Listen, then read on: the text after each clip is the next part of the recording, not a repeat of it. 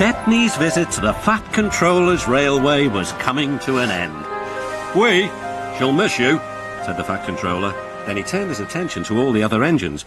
"My railway is very busy and I am pleased with you, but you need help. A diesel is all that's available. Please do your best to avoid any, disturbances." "What does that mean?" whispered Duck. "That means this diesel is difficult," snapped James.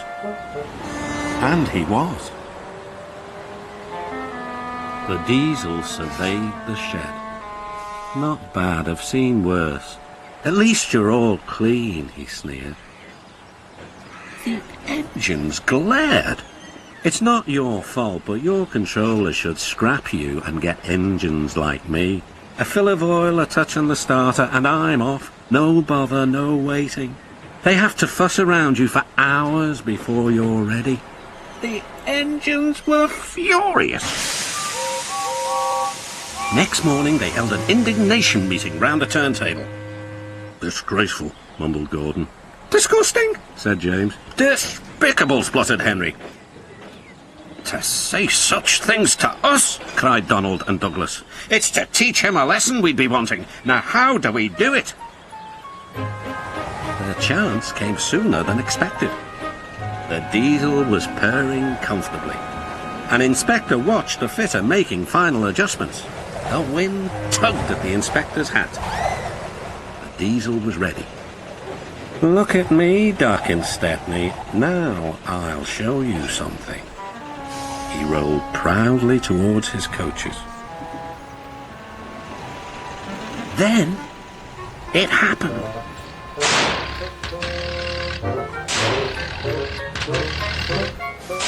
Shaking and spluttering, the diesel stopped. Meanwhile, the inspector was looking for his hat. The diesel seethed with fury as Duck and Stepney pushed him back to the shed. "My hat!" exclaimed the inspector. "You've sucked it through your air intake." "Bother your hat," said the Fat Controller. "The heavy train's due out. You'll have to take it, Duck. Stepney, will you help, please?" "Thank you, sir," cried Stepney. "I'd like a good long run on my last day." The engines were soon ready. "Gordon will take over from halfway, so get the train there. Good luck." "Don't worry," smiled Stepney. "We'll get there and be early too."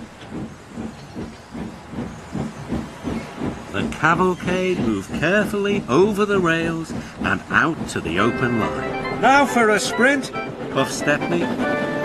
"I'm ready when you are," replied Duck.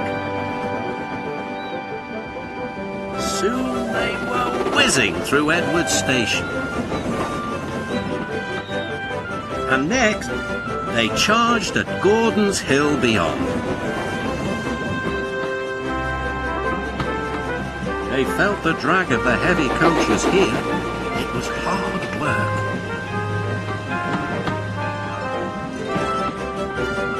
At last, they were running smoothly along the line towards the big station.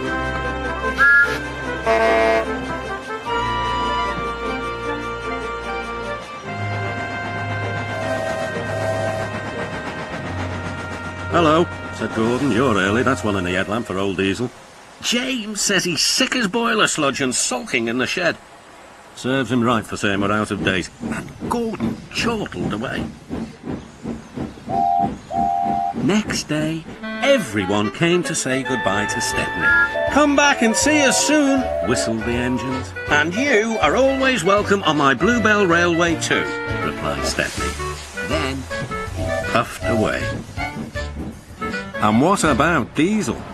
He'd slipped out whilst no one was looking. He said goodbye to no one but left two things behind: a rather nasty smell and a battered bowler hat.